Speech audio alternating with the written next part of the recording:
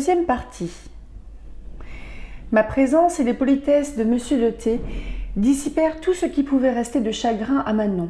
« Oublions nos terreurs passées, ma chère âme, » lui dis-je en arrivant, « et recommençons à vivre plus heureux que jamais. Après tout, l'amour est un bon maître. La fortune ne saurait nous causer autant de peine qu'il nous fait goûter de plaisir. » Notre souper fut une vraie scène de joie. J'étais plus fier et plus content, avec Manon et mes 100 pistoles, que le plus riche partisan de Paris avec ses trésors entassés. Il faut compter ses richesses par les moyens qu'on a de satisfaire ses désirs. Je n'en avais pas un seul à remplir. L'avenir même me causait peu d'embarras. J'étais presque sûre que mon père ne ferait pas difficulté de me donner de quoi vivre honorablement à Paris, parce qu'étant dans ma 20e année, j'étais en droit d'exiger ma part du bien de ma mère.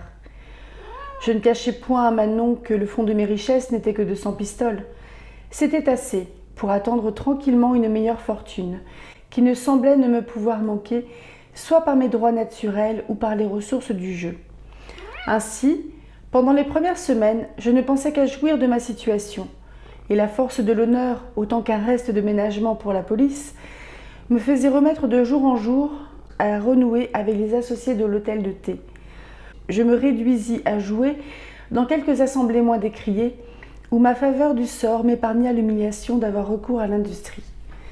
J'allais passer à la ville une partie de l'après-midi, et je revenais souper à Chaillot, accompagné fort souvent de Monsieur de T, dont l'amitié croissait de jour en jour pour nous. Manon trouva des ressources contre l'ennui. Elle se lia dans le voisinage avec quelques jeunes personnes que le printemps y avait ramenées. La promenade et les petits exercices de leur sexe faisaient alternativement leur occupation. Une partie de jeu, dont elles avaient réglé les bornes, fournissait aux frais de la voiture. Elles allaient prendre l'air au bois de Boulogne, et le soir, à mon retour, je retrouvais Manon plus belle, plus contente et plus passionnée que jamais. Il s'éleva néanmoins quelques nuages qui semblèrent menacer l'édifice de mon bonheur.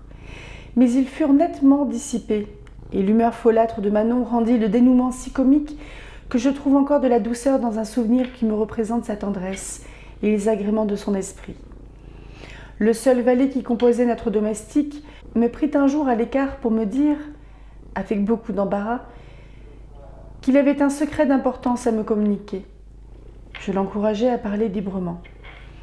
Après quelques détours, il me fit entendre qu'un seigneur étranger semblait avoir pris beaucoup d'amour pour mademoiselle Manon. Le trouble de mon sang se fit sentir dans toutes mes veines. « En a-t-elle pour lui » interrompis-je, plus brusquement que la prudence ne permettait pour m'éclaircir. Ma vivacité l'effraya. Il me répondit d'un air inquiet que sa pénétration n'avait pas été si loin, et qu'ayant observé depuis plusieurs jours que cet étranger venait assidûment au bois de Boulogne, qu'il y descendait de son carrosse, et que, s'engageant seul dans les contre-allées, il paraissait chercher l'occasion de voir ou de rencontrer mademoiselle. Il lui était venu à l'esprit de faire quelques liaisons avec ces gens pour apprendre le nom de leur maître, qu'ils le traitaient de prince italien et qu'ils le soupçonnaient eux-mêmes de quelque aventure galante, qu'ils n'avaient pu se procurer d'autres lumières, ajouta-t-il en tremblant, parce que le prince, étant alors sorti du bois, s'était approché familièrement de lui et lui avait demandé son nom. Après quoi, comme s'il eût deviné qu'il était à notre service, il l'avait félicité d'appartenir à la plus charmante personne du monde. J'attendais impatiemment la suite de ce récit. Il le finit par des excuses timides, que je n'attribuais qu'à mes imprudentes agitations. Je le pressai en vain de continuer son déguisement. Il me protesta qu'il ne savait rien de plus, et que ce qu'il venait de me raconter étant arrivé le jour précédent, il n'avait pas revu les gens du prince. Je le rassurai, non seulement par des éloges, mais par une honnête récompense, et sans lui marquer la moindre défiance de Manon. Je lui recommandai d'un ton plus tranquille de veiller sur toutes les démarches de l'étranger. Au fond, sa frayeur me laissa de cruels doutes. Elle pouvait lui avoir fait supprimer une partie de la vérité. Cependant, après quelques réflexions, je revins de mes alarmes, jusqu'à regretter d'avoir donné cette marque de faiblesse. Je ne pouvais faire un crime à Manon d'être aimée. Il y avait beaucoup d'apparence qu'elle ignorait sa conquête. Et quelle vie allais-je mener si j'étais capable d'ouvrir si facilement l'entrée de mon cœur à la jalousie ? Je retournai à Paris le jour suivant, sans avoir formé d'autre dessein que de hâter le progrès de ma fortune en jouant plus gros jeu, pour me mettre en état de quitter Chaillot au premier sujet d'inquiétude. Le soir, je n'appris rien de nuisible à mon repos. L'étranger avait reparu au bois de Boulogne, et prenant droit de ce qui s'y était passé la veille pour se rapprocher de mon confident, il lui avait parlé de son amour, mais dans des termes qui ne supposaient aucune intelligence avec Manon. Il l'avait interrogé sur 1000 détails. Enfin, il avait tenté de le mettre dans ses intérêts par des promesses considérables, et tirant une lettre qu'il tenait prête, il lui avait offert inutilement quelques louis d'or pour la rendre à sa maîtresse. 2 jours se passèrent sans aucun autre incident. Le 3e fut plus orageux. J'appris, en arrivant de la ville assez tard, que Manon, pendant sa promenade, s'était écartée un moment de ses compagnes, et que l'étranger, qui la suivait à peu de distance, s'étant approché d'elle au signe qu'elle lui en avait fait, elle lui avait remis une lettre qu'il avait reçue avec des transports de joie. Il n'avait eu le temps de les exprimer qu'en baisant amoureusement les caractères, parce qu'elle s'était aussitôt dérobée. Mais elle avait paru d'une gaieté extraordinaire pendant le reste du jour, et depuis qu'elle était rentrée au logis, cette humeur ne l'avait pas abandonnée. Je frémis sans doute à chaque mot. « Es-tu bien sûr, dis-je tristement à mon valet, que tes yeux ne t'aient pas trompé ?» Il prit le ciel à témoin de sa bonne foi. Je ne sais à quoi les tourments de mon cœur m'auraient porté, si Manon, qui m'avait entendu rentrer, ne fût venue au-devant de moi avec un air d'impatience et des plaintes de ma lenteur.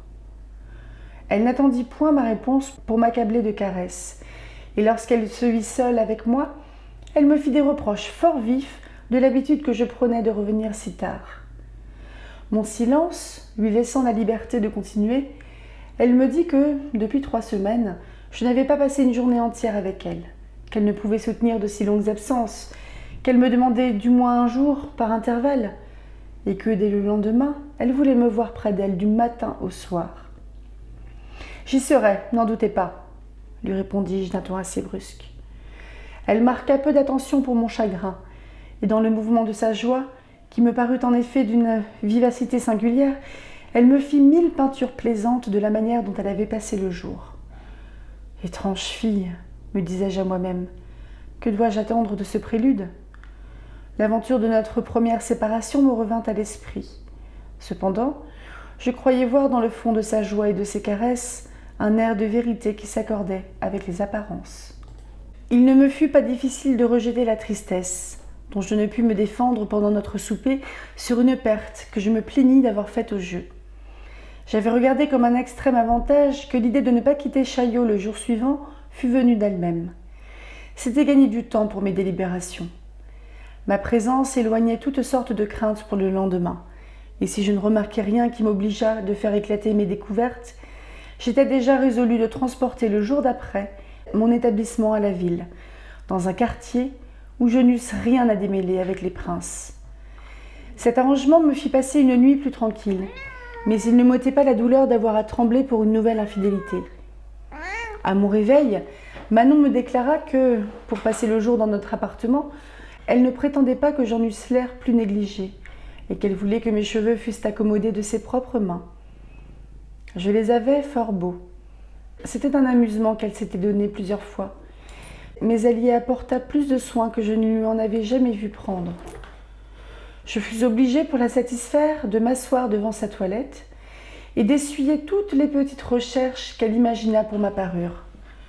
Dans le cours de son travail, elle me faisait tourner souvent le visage vers elle, et s'appuyant des 2 mains sur mes épaules, elle me regardait avec une curiosité avide. Ensuite, exprimant sa satisfaction par 1 ou 2 baisers, elle me faisait reprendre ma situation pour continuer son ouvrage. Ce badinage nous occupa jusqu'à l'heure du dîner. Le goût qu'elle y avait pris m'avait paru si naturel, et sa gaieté sentait si peu l'artifice, que ne pouvant concilier des apparences si constantes avec le projet d'une noire trahison, je fus tentée plusieurs fois de lui ouvrir mon cœur et de me décharger d'un fardeau qui commençait à me peser. Mais je me flattais à chaque instant que l'ouverture viendrait d'elle, et je m'en faisais d'avance un délicieux triomphe. Nous rentrâmes dans son cabinet. Elle se mit à rajuster mes cheveux et ma complaisance me faisait céder à toutes ses volontés. Lorsqu'on vint l'avertir que le prince demandait à la voir, ce nom m'échauffa jusqu'au transport. « Quoi donc ?» m'écriai-je en la repoussant. « Qui ? Quel prince ?» Elle ne répondit point à mes questions. « Faites-le monter, » dit-elle froidement au valet. Et se tournant vers moi, « Cher amant, toi que j'adore, » reprit-elle d'un ton enchanteur. « Je te demande un moment de complaisance, un moment, un seul moment, je t'en aimerai 1000 fois plus, je t'en saurai gré toute ma vie. » L'indignation et la surprise me lièrent la langue. Elle répétait ses instances, et je cherchais des expressions pour les rejeter avec mépris. Mais, entendant ouvrir la porte de l'antichambre, elle empoigna d'une main mes cheveux, qui étaient flottants sur mes épaules, elle prit de l'autre son miroir de toilette. Elle employa toute sa force pour me traîner dans cet état jusqu'à la porte du cabinet, et l'ouvrant du genou, elle offrit à l'étranger, que le bruit semblait avoir arrêté au milieu de la chambre, un spectacle qui ne dut pas lui causer peu d'étonnement. Je vis un homme fort bien mis, mais d'assez mauvaise mine. Dans l'embarras où le jetait cette scène, il ne laissa pas de faire une profonde révérence. Manon ne lui donna pas le temps d'ouvrir la bouche. Elle lui présenta son miroir. « Voyez, monsieur, lui dit-elle, regardez-vous bien et rendez-moi justice. Vous me demandez de l'amour ? Voici l'homme que j'aime et que j'ai juré d'aimer toute ma vie. Faites la comparaison vous-même. Si vous croyez lui pouvoir disputer mon cœur, apprenez-moi donc sur quel fondement, car je vous déclare qu'aux yeux de votre servante très humble, tous les princes d'Italie ne valent pas un des cheveux que je tiens. » Pendant cette folle harangue, qu'elle avait apparemment méditée, je faisais des efforts inutiles pour me dégager. Et prenant pitié d'un homme de considération, je me sentais portée à réparer ce petit outrage par mes politesses. Mais s'étant remis assez facilement, sa réponse, que je trouvais un peu grossière, me fit perdre cette disposition. « Mademoiselle, » lui dit-il avec un sourire forcé, « j'ouvre en effet les yeux, et je vous trouve bien moins novice que je ne me l'étais figuré. » Il se retira aussitôt, sans jeter les yeux sur elle, en ajoutant d'une voix plus basse que les femmes de France ne valaient pas mieux que celles d'Italie. Rien ne m'invitait dans cette occasion à lui faire prendre une meilleure idée du beau sexe. Manon quitta mes cheveux, se jeta dans un fauteuil et fit retentir la chambre de longs éclats de rire. Je ne dissimulai pas que je fus touchée jusqu'au fond du cœur d'un sacrifice que je ne pouvais attribuer qu'à l'amour. Cependant, la plaisanterie me parut excessive. Je lui en fis des reproches. Elle me raconta que mon rival, après l'avoir observé pendant plusieurs jours au bois de Boulogne et lui avoir fait deviner ses sentiments par des grimaces, avait pris le parti de lui en faire une déclaration ouverte, accompagnée de son nom et de tous ses titres, dans une lettre qu'il lui avait fait remettre par le cocher qui la conduisit avec ses compagnes, qui lui promettait au-delà des monts une brillante fortune et des adorations éternelles, qu'elle était revenue à Chaillot dans la résolution de me communiquer cette aventure, mais qu'ayant conçu que nous en pouvions tirer de l'amusement, elle n'avait pu résister à son imagination, qu'elle avait offert au prince italien, par une réponse flatteuse, la liberté de la voir chez elle, et qu'elle s'était fait un second plaisir de me faire entrer dans son plan, sans m'en avoir fait naître le moindre soupçon. Je ne lui dis pas un mot des lumières qui m'étaient venues par une autre voie, et l'ivresse de l'amour triomphant me fit tout approuver. J'ai remarqué, dans toute ma vie, que le ciel a toujours choisi pour me frapper de ses plus rudes châtiments le temps où ma fortune me semblait le mieux établie. Je me croyais si heureux, avec l'amitié de M. de T et la tendresse de Manon, qu'on aurait pu me faire comprendre que j'eusse à craindre quelque nouveau malheur. Cependant, il s'en préparait un si funeste qu'il m'a réduit à l'état où vous m'avez vu à Passy, et par degrés à des extrémités si déplorables que vous aurez peine à croire mon récit fidèle. Un jour que nous avions M. de T à souper, nous entendîmes le bruit d'un carrosse qui s'arrêtait à la porte de l'hôtellerie. La curiosité nous fit désirer de savoir qui pouvait arriver à cette heure. On nous dit que c'était le jeune G.M., c'est-à-dire le fils de notre plus cruel ennemi, de ce vieux débauché qui m'avait mis à Saint-Lazare et Manon à l'hôpital. son nom me fit monter la rougeur au visage. « C'est le ciel qui me l'amène, dis-je à M. de T, pour le punir de la lâcheté de son père. Il ne m'échappera pas que nous n'ayons mesuré nos épées. » M. de T, qui le connaissait et qui était même de ses meilleurs amis, s'efforça de me faire prendre d'autres sentiments pour lui. Il m'assura que c'était un jeune homme très aimable et si peu capable d'avoir eu part à l'action de son père que je ne le verrais pas moi-même un moment sans lui accorder mon estime et sans désirer la sienne. Après avoir ajouté 1000 choses à son avantage, il me pria de consentir qu'il alla lui proposer de venir prendre place avec nous et de s'accommoder du reste de notre souper. Il prévint l'objection du péril où s'était exposé Manon que de découvrir sa demeure au fils de notre ennemi, en protestant, sur son honneur et sur sa foi, que lorsqu'il nous connaîtrait, nous n'aurions point de plus zélés défenseurs. Je ne fis difficulté de rien après de telles assurances. Monsieur de T ne nous l'amena point sans avoir pris un moment pour l'informer qui nous étions. Il entra d'un air qui nous prévint effectivement en sa faveur. Il m'embrassa, nous nous assîmes. Il admira, Manon, moi, tout ce qui nous appartenait, et il mangea d'un appétit qui fit honneur à notre souper. Lorsqu'on eut desservi, la conversation devint plus sérieuse.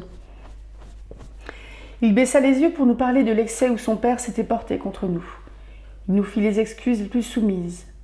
« Je les abrège, nous dit-il, pour ne pas renouveler un souvenir qui me cause trop de honte. »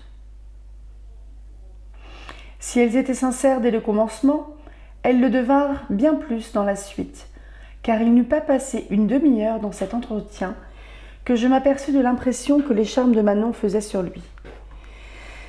Ses regards et ses manières s'attendrirent par degrés. Il ne laissa rien échapper néanmoins dans ses discours.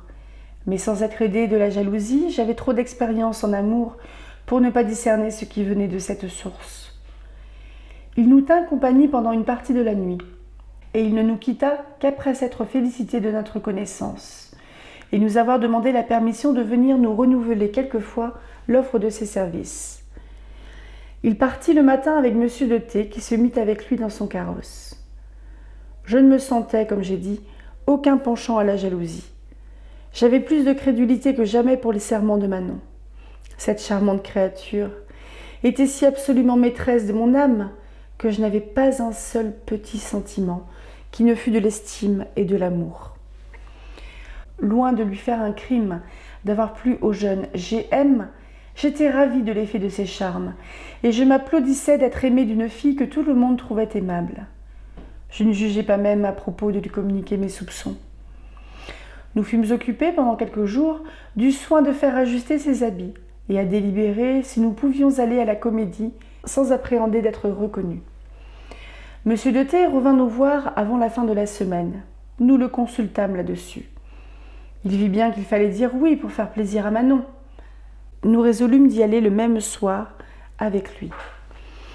Cependant, cette résolution ne put s'exécuter, car m'ayant tiré aussitôt en particulier, « Je suis, me dit-il, dans le dernier embarras depuis que je ne vous ai vu, et la visite que je vous fais aujourd'hui en est une suite.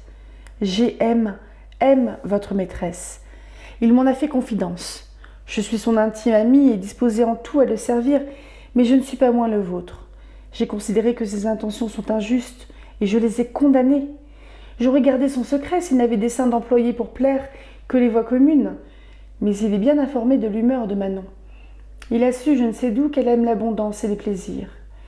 Et comme il jouit déjà d'un bien considérable, il m'a déclaré qu'il veut la tenter d'abord par un très gros présent et par l'offre de 10 000 livres de pension. Toutes choses égales, j'aurais peut-être eu beaucoup plus de violence à me faire pour le trahir, mais la justice s'est jointe en votre faveur à l'amitié. D'autant plus qu'ayant été la cause imprudente de sa passion, en l'introduisant ici, je suis obligée de prévenir les effets du mal que j'ai causé. Je remerciai M. de T d'un service de cette importance, et je lui avouai, avec un parfait retour de confiance, que le caractère de Manon était tel que G.M. se le figurait, c'est-à-dire qu'elle ne pouvait supporter le nom de la pauvreté. Cependant, lui dis-je, lorsqu'il n'est question que du plus ou du moins, je ne la crois pas capable de m'abandonner pour un autre. Je suis en état de ne la laisser manquer de rien, et je compte que ma fortune va croître de jour en jour. Je ne crains qu'une chose, ajoutai-je, c'est que G.M. ne se serve de la connaissance qu'il a de notre demeure pour nous rendre quelque mauvais office. Monsieur de T m'assura que je devais être sans appréhension de ce côté-là, que G.M. était capable d'une folie amoureuse, mais qu'il ne l'était point d'une bassesse, que s'il avait la lâcheté d'en commettre une, il serait le premier qui lui en parlerait, à l'en punir et à réparer par là le malheur qu'il avait eu de donner occasion. Je vous suis obligé de ce sentiment, repris-je, mais le mal serait fait et le remède fort incertain. Ainsi, le parti le plus sage est de le prévenir en quittant Chaillot pour prendre une autre demeure. Oui, reprit M. de T, mais vous aurez peine à le faire aussi promptement qu'il faudrait, car G.M. doit être ici à midi, il me le dit hier, et c'est ce qui m'a porté à venir si matin pour vous informer de ses vues. Il peut arriver à tout moment. Un avis si pressant me fit regarder cette affaire d'un œil plus sérieux.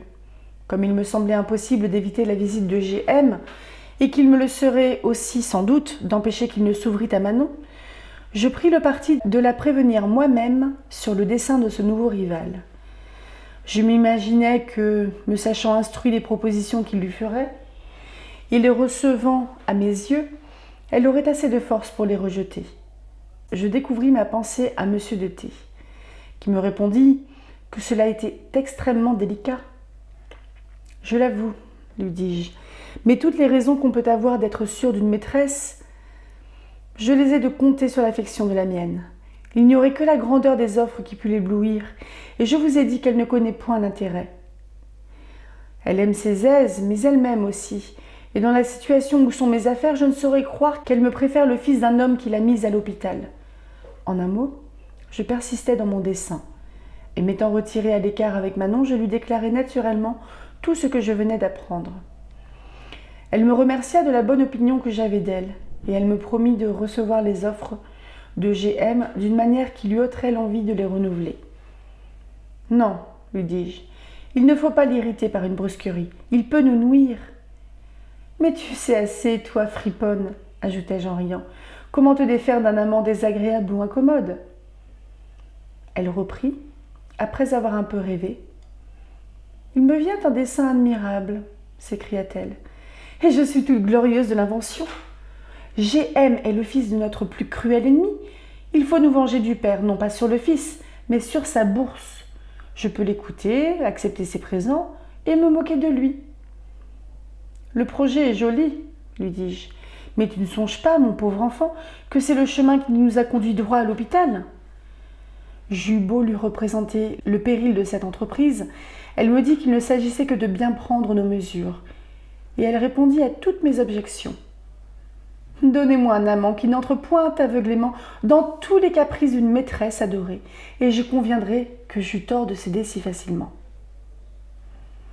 La résolution fut prise de faire une dupe de G.M., et par un tour bizarre de mon sort, il arriva que je devins la sienne. Nous vîmes paraître son carrosse vers les 11 heures. Il nous fit des compliments, fort recherchés, sur la liberté qu'il prenait de venir dîner avec nous. Il ne fut pas surpris de trouver M. de T, qui lui avait promis la veille de s'y rendre aussi, et qui avait feint quelques affaires pour se dispenser de venir dans la même voiture.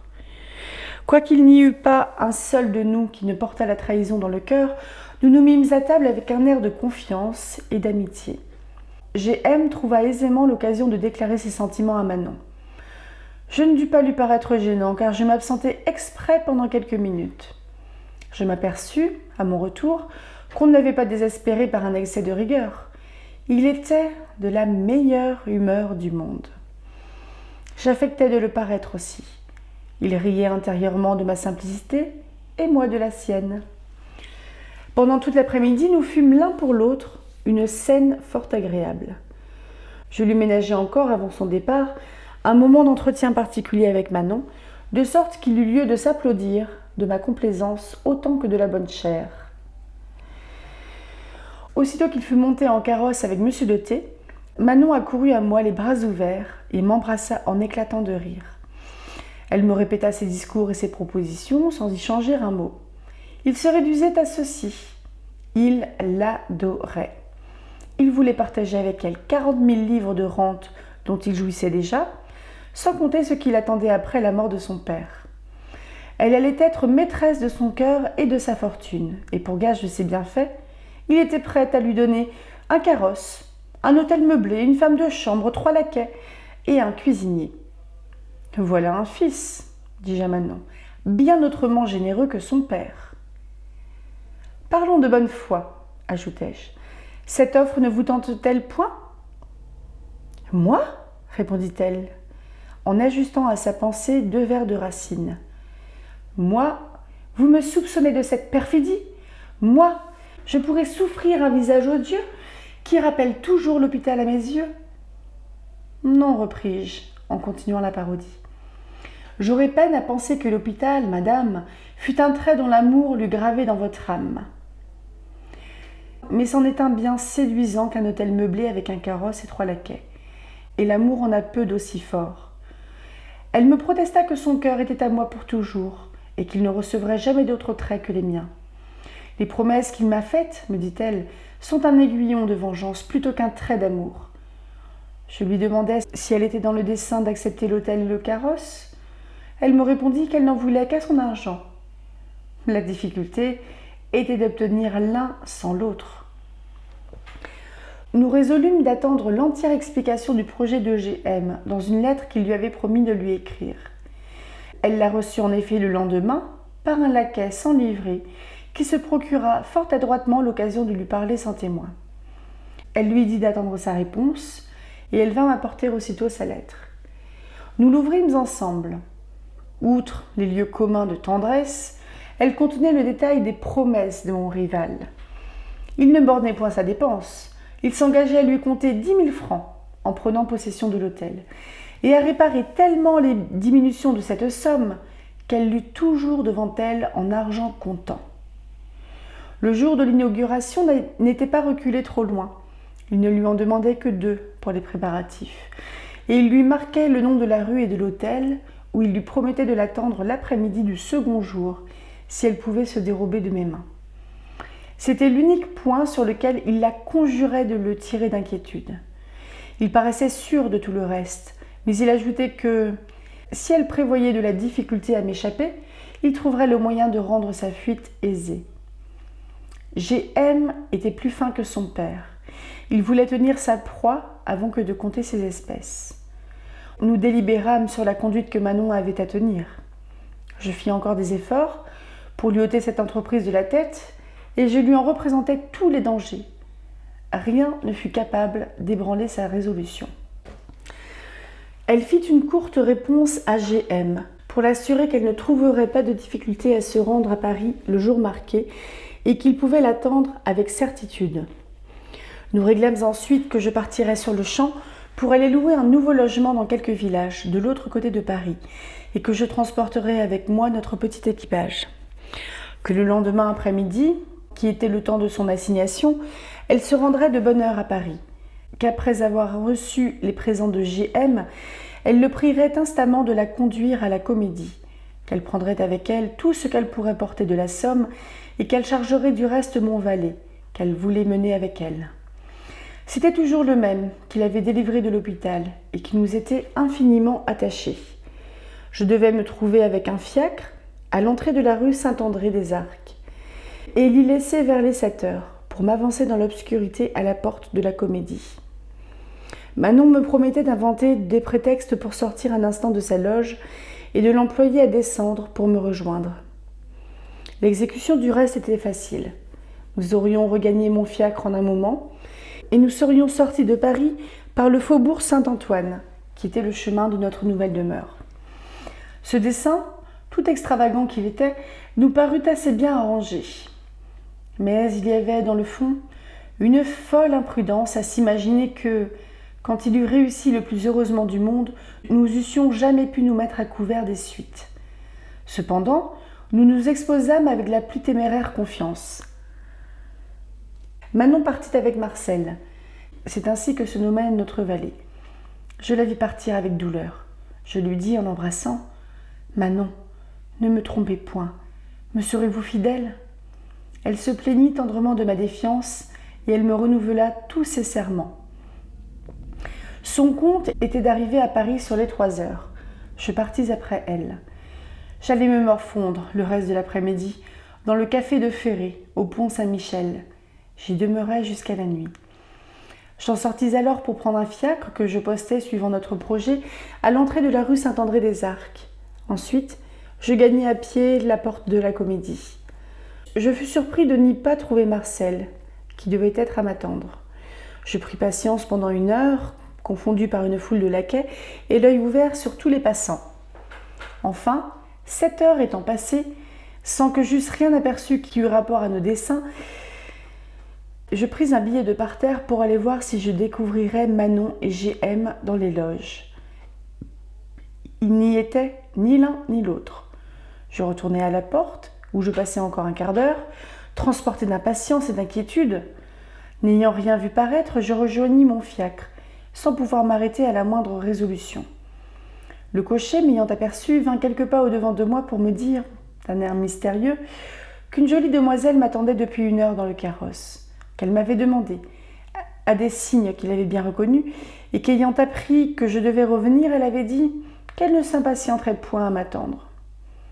Je me figurais aussitôt que c'était Manon. J'approchai, mais je vis un joli visage, qui n'était pas le sien. C'était une étrangère, qui me demanda d'abord si elle n'avait pas l'honneur de parler à monsieur le chevalier des Grieux.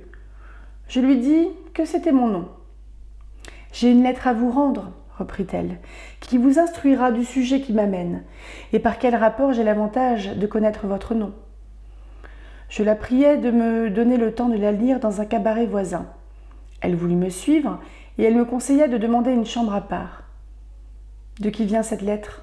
lui dis-je en montant. Elle me remit à la lecture. Je reconnus la main de Manon. Voici à peu près ce qu'elle me marquait. G.M. l'avait reçue avec une politesse et une magnificence au-delà de toutes ses idées. Il l'avait comblée de présents. Il lui faisait envisager un sort de reine. Elle m'assurait néanmoins qu'elle ne m'oubliait pas dans cette nouvelle splendeur, mais que, n'ayant pu faire consentir G.M. à la mener ce soir à la Comédie, elle remettait à un autre jour le plaisir de me voir, et que pour me consoler un peu de la peine qu'elle prévoyait que cette nouvelle pouvait me causer, elle avait trouvé le moyen de me procurer une des plus jolies filles de Paris, qui serait la porteuse de son billet. Signé, votre fidèle amante, Manon Lescaut. Il y avait quelque chose de si cruel et de si insultant pour moi dans cette lettre que, demeurant suspendu quelque temps entre la colère et la douleur, j'entrepris de faire un effort pour oublier éternellement mon ingrate et parjure maîtresse. Je jetai les yeux sur la fille qui était devant moi. Elle était extrêmement jolie, et j'aurais souhaité qu'elle eût été assez pour me rendre parjure et infidèle à mon tour. Mais je n'y trouvais point ces yeux fins et languissants, ce port divin, ce teint de la composition de l'amour, enfin, ce fond inépuisable de charme que la nature avait prodigué à la perfide Manon. « Non, non, lui dis-je en cessant de la regarder. L'ingrate qui vous envoie savait fort bien qu'elle vous faisait faire une démarche inutile. Retournez à elle et dites-lui de ma part qu'elle jouisse de son crime et qu'elle en jouisse s'il se peut, sans remords. Je l'abandonne sans retour et je renonce en même temps à toutes les femmes qui ne sauraient être aussi aimables qu'elle et qui sont sans doute aussi lâches et d'aussi mauvaise foi. » Je fus alors sur le point de descendre et de me retirer sans prétendre davantage à Manon, et la jalousie mortelle qui me déchirait le cœur, se déguisant en une morne et sombre tranquillité, je me crus d'autant plus proche de ma guérison que je ne sentais nul de ces mouvements violents dont j'avais été agitée dans les mêmes occasions. Hélas, j'étais la dupe de l'amour, autant que je croyais l'être de G.M. et de Manon. Cette fille qui m'avait apporté la lettre, me voyant prête à descendre l'escalier, me demanda ce que je voulais donc, qu'elle rapporta à monsieur de G.M. et à la dame qui était avec lui. Je rentrai dans la chambre à cette question, et par un changement incroyable à ceux qui n'ont jamais senti de passion violente, je me trouvais, tout d'un coup, de la tranquillité où je croyais être, dans un transport terrible de fureur. « Va, lui dis-je, rapporte au traître G.M. et à sa perfide maîtresse le désespoir où ta maudite lettre m'a jeté. Mais apprends-leur qu'ils n'en riront pas longtemps et que je les poignarderai tous les deux de ma propre main. Je me jetai sur une chaise. Mon chapeau tomba d'un côté et ma canne de l'autre. 2 ruisseaux de larmes amères commencèrent à couler de mes yeux. L'accès de rage que je venais de sentir se changea dans une profonde douleur. Je ne fis plus que pleurer en poussant des gémissements et des soupirs. « Approche, mon enfant, approche !» m'écriai-je en parlant à la jeune fille. « Approche, puisque c'est toi qu'on envoie pour me consoler. Dis-moi si tu sais des consolations contre la rage et le désespoir, contre l'envie de se donner la mort à soi-même après avoir tué 2 perfides qui ne méritent pas de vivre. Oui, approche, continuai-je, en voyant qu'elle faisait vers moi quelques pas timides et incertains. Viens essuyer mes larmes, viens rendre la paix à mon cœur, viens me dire que tu m'aimes, afin que je m'accoutume à l'être d'une autre que de mon infidèle. Tu es jolie, je pourrais peut-être t'aimer à mon tour. » Cette pauvre enfant, qui n'avait pas 16 ou 17 ans et qui paraissait avoir plus de pudeur que ses pareilles, était extraordinairement surprise d'une si étrange scène. Elle s'approcha néanmoins pour me faire quelques caresses, mais je l'écartai aussitôt, en la repoussant de mes mains. « Que veux-tu de moi ?» lui dis-je. « Ah, tu es une femme, tu es d'un sexe que je déteste et que je ne puis plus souffrir. La douceur de ton visage me menace encore de quelque trahison. Va-t'en et laisse-moi seule ici. » Elle me fit une révérence, sans oser rien dire, et elle se tourna pour sortir. Je lui criai de s'arrêter. « Mais apprends-moi du moins, repris-je. Pourquoi, comment, à quel dessein tu as été envoyé ici? Comment as-tu découvert mon nom et le lieu où tu pouvais me trouver ?» Elle me dit qu'elle connaissait de longue main M. de G.M., qu'il l'avait envoyé chercher à 5 heures, et qu'ayant suivi le laquais qui l'avait averti, elle était allée dans une grande maison où elle l'avait trouvé qui jouait au piquet avec une jolie dame, et qu'il l'avait chargé tous deux de me rendre la lettre qu'elle m'avait apportée, après lui avoir appris qu'elle me trouverait dans un carrosse au bout de la rue Saint-André. Je lui demandai s'il ne lui avait rien dit de plus. Elle me répondit, en rougissant, qu'il lui avait fait espérer que je la prendrais pour me tenir compagnie. « On t'a trompée, » lui dis-je. « Ma pauvre fille, on t'a trompée. Tu es une femme, il te faut un homme, mais il t'en faut un qui soit riche et heureux, et ce n'est pas ici que tu peux le trouver. Retourne à monsieur de G.M. Il a tout ce qu'il faut pour être aimé des belles, il a des hôtels meublés et des équipages à donner. Pour moi, qui n'ai que de l'amour et de la constance à offrir, les femmes méprisent ma misère et font leur jouet de ma simplicité. » J'ajoutais 1000 choses, ou tristes ou violentes, suivant que les passions qui m'agitaient tour à tour cédaient ou emportaient le dessus. Cependant, à force de me tourmenter, mes transports diminuèrent assez pour faire place à quelques réflexions. Je comparais cette dernière infortune à celle que j'avais déjà essuyée, dans le même genre, et je ne trouvais pas qu'il y eût plus à désespérer que dans les premières. Je connaissais Manon. Pourquoi m'affliger tant d'un malheur que j'aurais dû prévoir ? Pourquoi ne pas m'employer plutôt à chercher du remède ? Il était encore temps. Je devais, du moins, n'y pas épargner mes soins, si je ne voulais avoir à me reprocher d'avoir contribué, par ma négligence, à mes propres peines. Je me mis là-dessus à considérer tous les moyens qui pouvaient m'ouvrir un chemin à l'espérance.